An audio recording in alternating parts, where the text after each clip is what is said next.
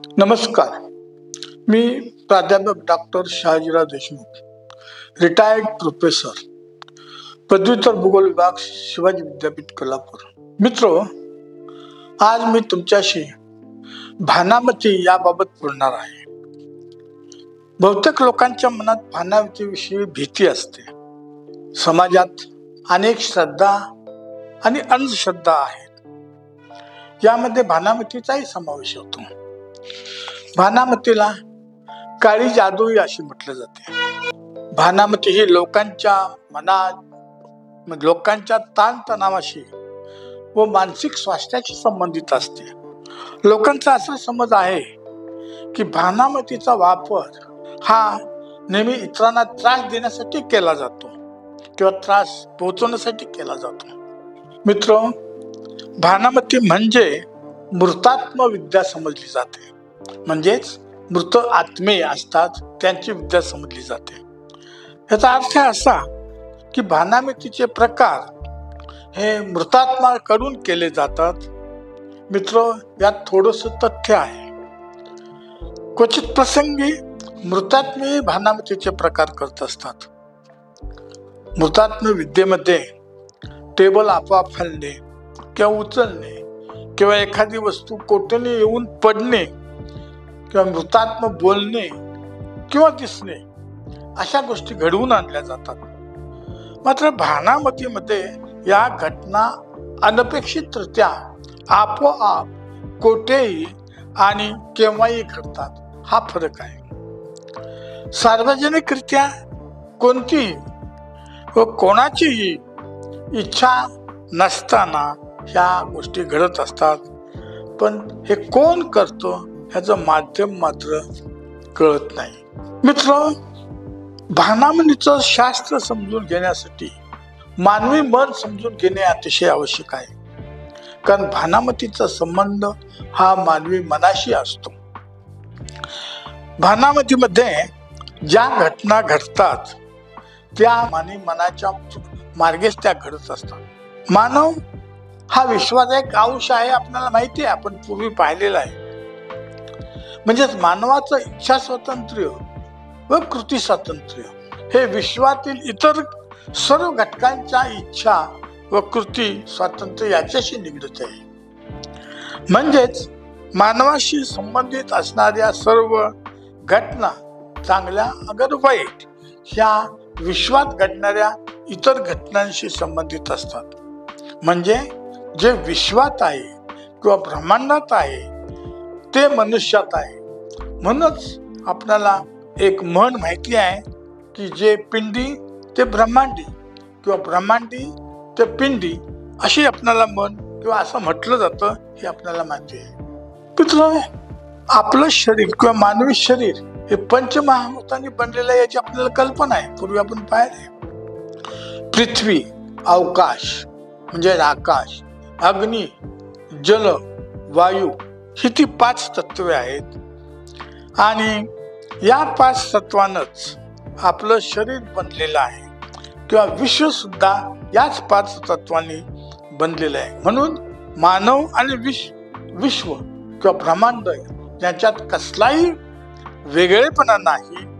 ते दोन्ही एकच आहेत हे आपल्याला माहिती कळतं. आपल्या मृत्यूनंतर मात्र ही 5 तत्वे म्हणजे ही 5 घटक विश्वात म्हणजे पंचत्वात विलीन होतात हे आपल्याला माहिती आहे. मित्र, आपलं शरीर हे भौतिक शरीर, मन आणि आत्मा हे वैश्विक घटक आहे. चेतना जी असते ती आपल्या भौतिक अस्तित्वाची म्हणजे हृदय क्षेत्राशी संबंधित असते. सूक्ष्म क्षमता मनस क्षेत्राशी म्हणजे ब्रह्मांडाशी संबंधित असते किंवा निगडीत असते. आणि शून्यता ही कारण शरीराशी म्हणजे आत्म्याशी संबंधित असते.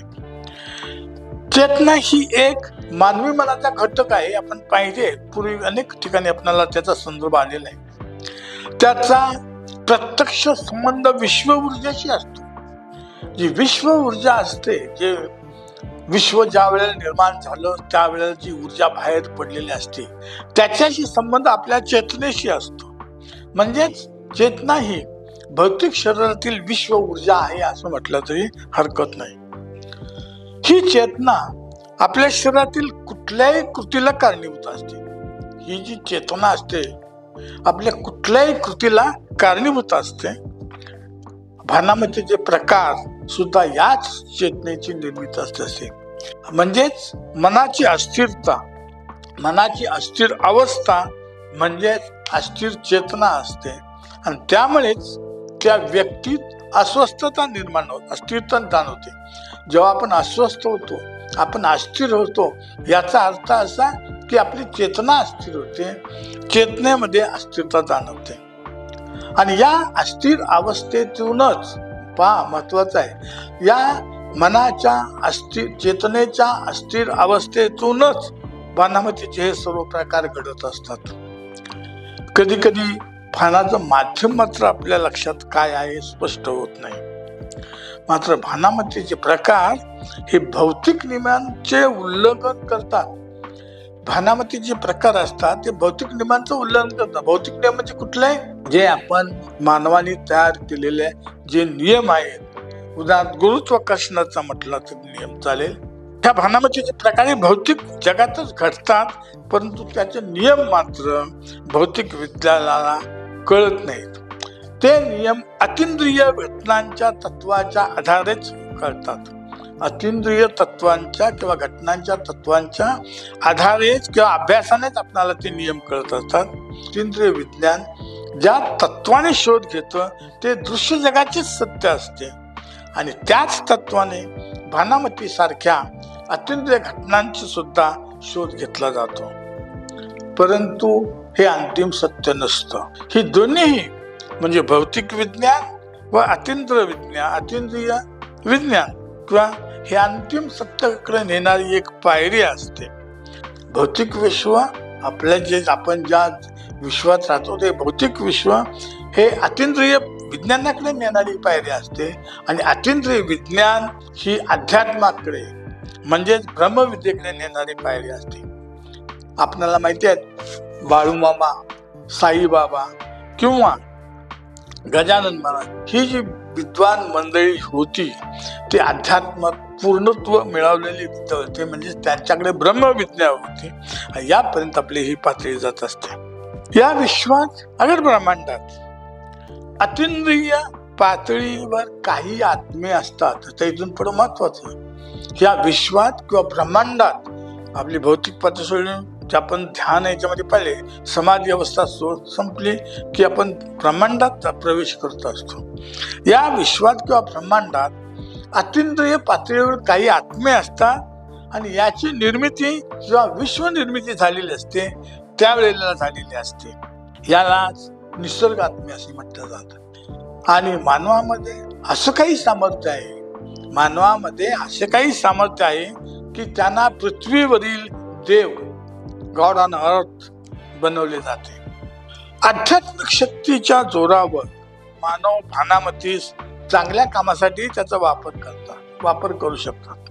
उदाहरण द्यायचं तर पांडेचरीच्या ज्या माताजी आहेत ते माताजी या भानामतीला चांगल्या कार्यासाठी झुंपत असतात.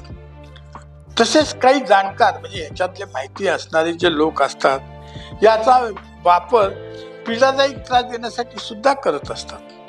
मात्र भानामती ही नित्याच्या व्यवहारातील म्हणजे आपण जे नित्याचे व्यवहार करत असतो त्यात भौतिक नियम जे आहेत जे निर्माण आपण केलेले असतात, मानवाने केलेले असतात, त्यानुसार घडणारी घटना नाही ती भौतिक जगात घडणाऱ्या घटनाही खोट्या ठरवत नाही. म्हणजेच भानामध्ये भौतिक जगात ज्या घटना घडतात त्याही खोट्या ठरवत नाहीत.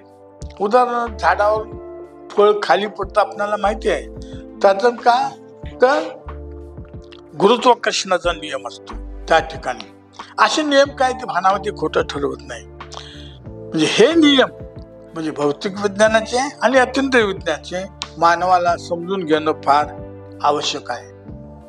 मित्र, आपले मन किंवा आपले हे मानवी जग काही शुद्ध भौतिक नियमावर चालणार नाही. पण मानवी मन किंवा मानवी जग हे फक्त भौतिक नियमावरती चालत नाही.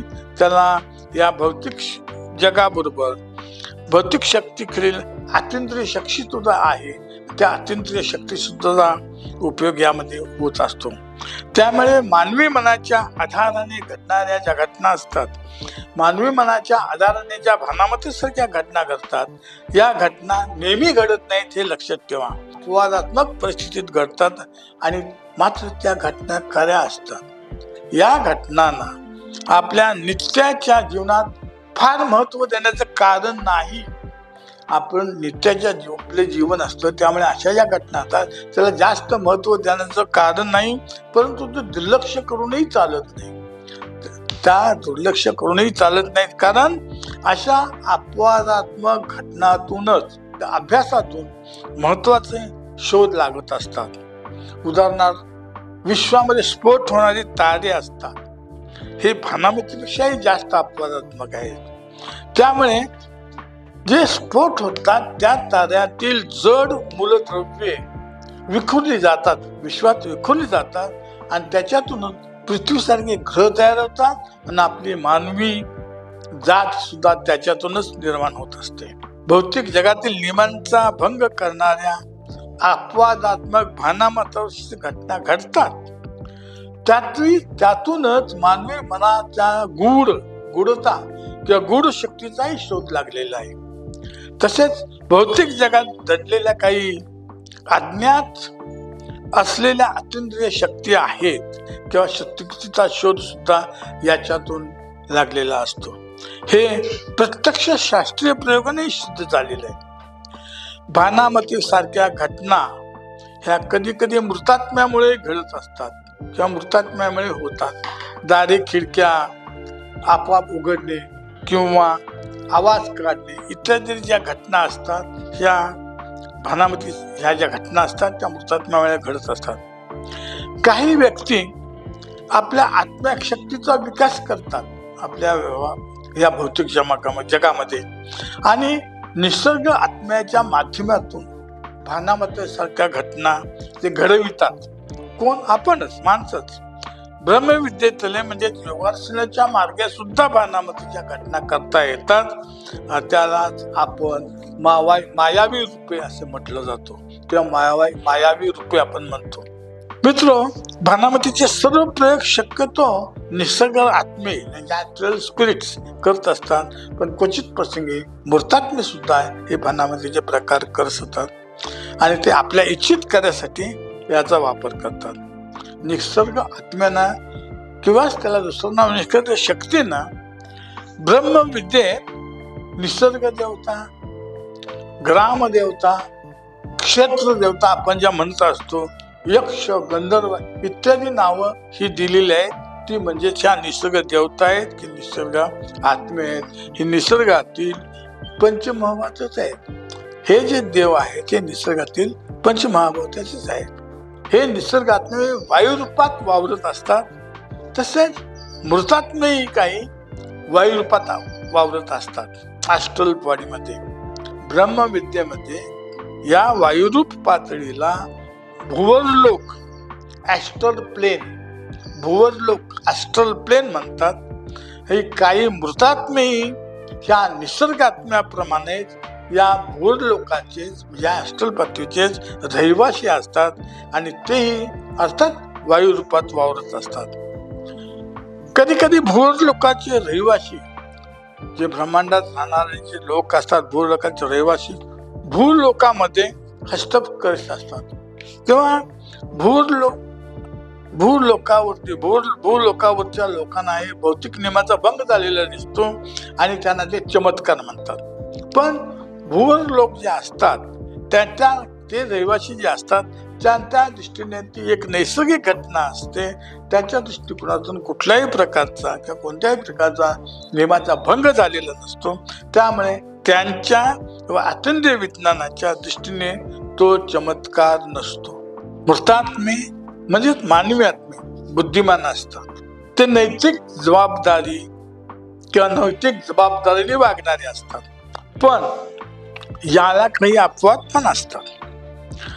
निसर्ग आत्मे मात्र निर्बुद्ध असतात, पण ते जाणीवयुक्त, सेमी इंटेलिजंट असतात.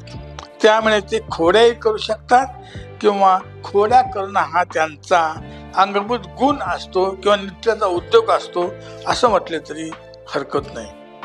पण काही जाणकार या निष्कर्ष आत्म्यावर अंकुश ठेवतात, त्याच्यावर कमांड मिळवतात आणि त्यांच्याकडून त्यांना हवी जी कामं असतात ते करून घेतात. निसर्ग आत्म्यांना ते आपले नोकर बनवतात साध्या भाषेमध्ये आणि त्यांच्याकडून त्यांना जे पाहिजे असतील ती कामे करून घेतात.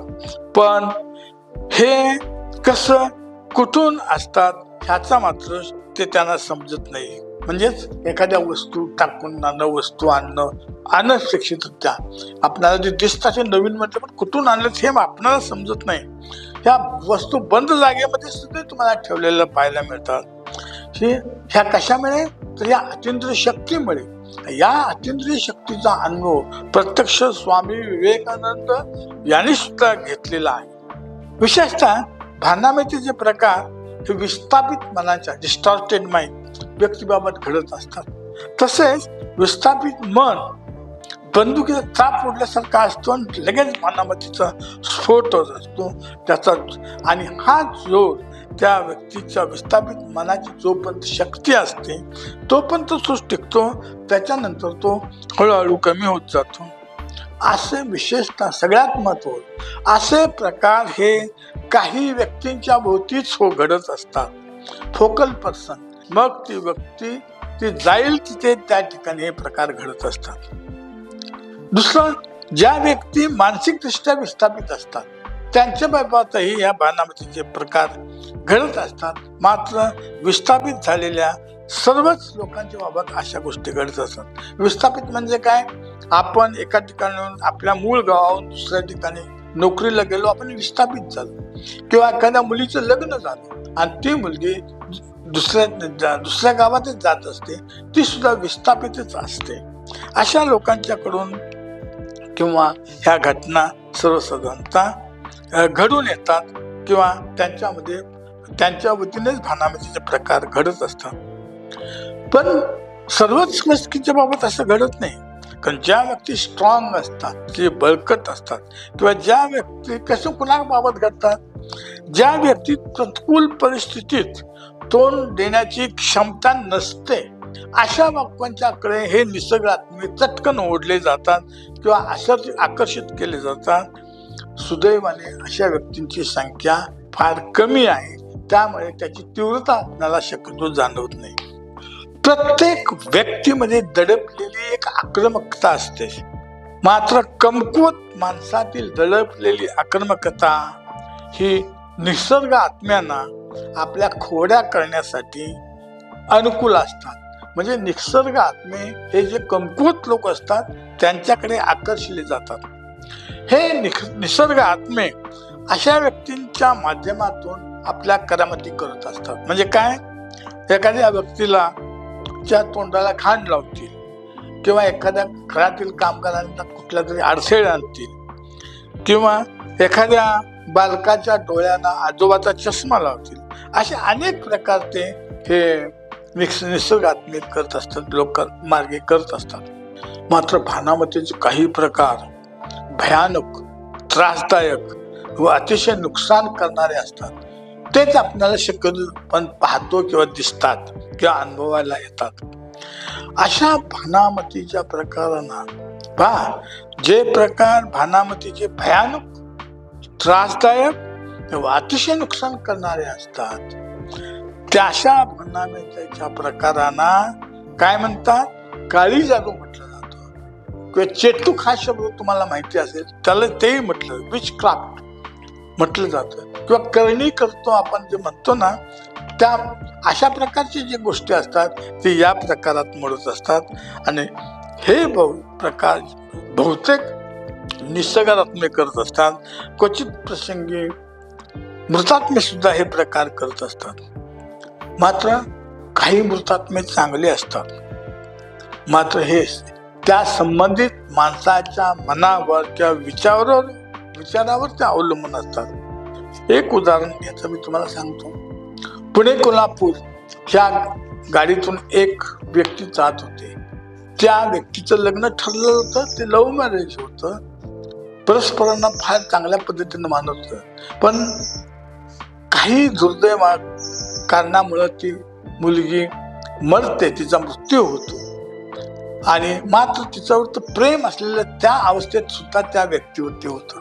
मग ती व्यक्ती प्रवास करत असताना त्या गाडीतून ती व्यक्ती त्या खिडकीजवळ बसलेला असतो. ते येते आणि सांगतो, तो खाली उतर, पुढे धोका आहे, खाली उतर, पुढे धोका आहे. सुरुवातीला तो लक्ष देत नाही, पण तेव्हा घाटात ज्या वेळेला गाडी येते त्यावेळेला मात्र ते सारखे म्हणत असते.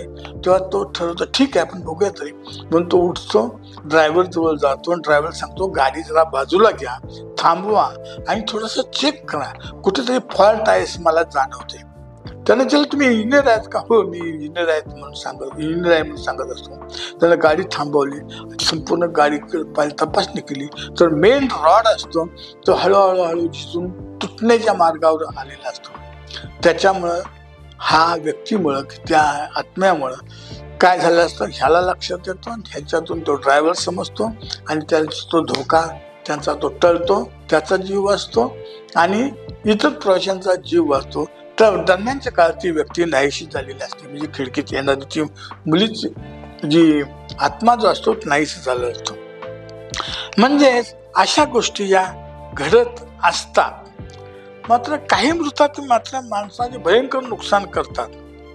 अर्थात हे त्या व्यक्तीच्या कर्मावर अवलंबून असतं. जर माणसं अविचार वृत्तीची असतील, स्वार्थी असतील, दुष्ट असतील तर त्यांच्या देवता सुद्धा तशाच बनतात. म्हणजे आपण जसं वागतो त्या पद्धतीने आपल्या देवता सुद्धा बनत असतात. पण अशा देवता सत्प्रवृत्त किंवा चांगल्या वृत्तीच्या माणसाच्या वाट्याला जात नाहीत, कारण ह्याची ही जी स्पंदनं असतात ती त्यांच्या ह्याच्यामध्ये किंवा त्या सत्प्रवृत्त माणसांच्या मध्ये आढळत नाहीत. त्यामुळे त्यांच्यावर काही त्याचा परिणाम होत नाही.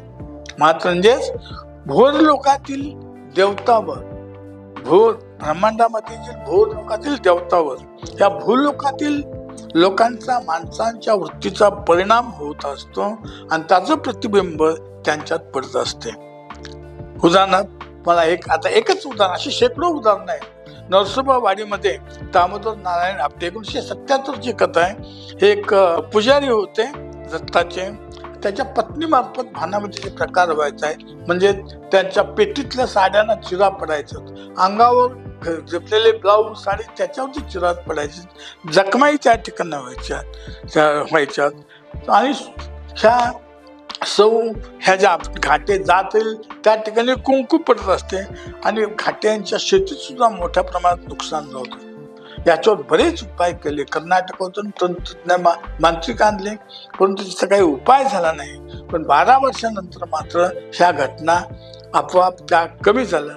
त्या व्यक्तीबद्दल विचारल्यानंतर त्यांनी सांगितलं की ह्या माझ्या पाप गेल्या कर्माचं जे काही पाप झाला असेल त्याचा परिणाम म्हणून आम्ही भोगतोय.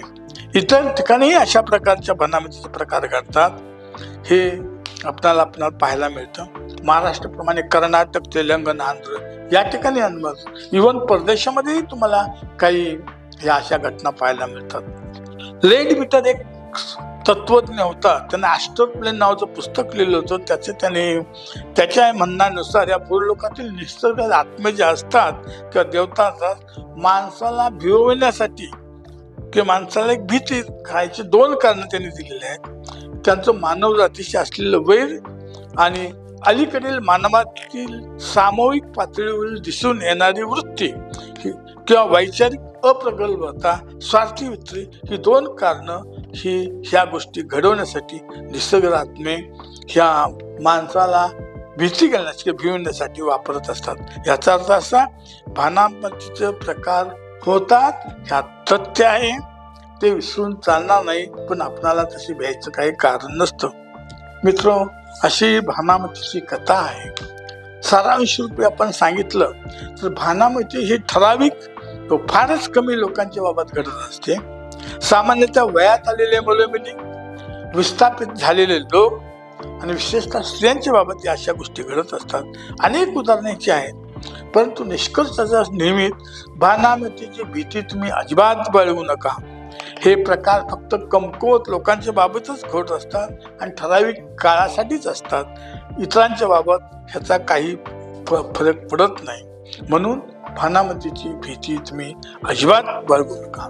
तुम्हाला हे जर आवडत असेल तर लाईक करा, सबस्क्राईब करा आणि काही शंका असतील, फार महत्वाचं आहे, जर तुम्ही मला जर कॉन्टॅक्ट केला तर मी त्याचा सॉल्व्ह करायचा प्रयत्न करेन. नमस्कार.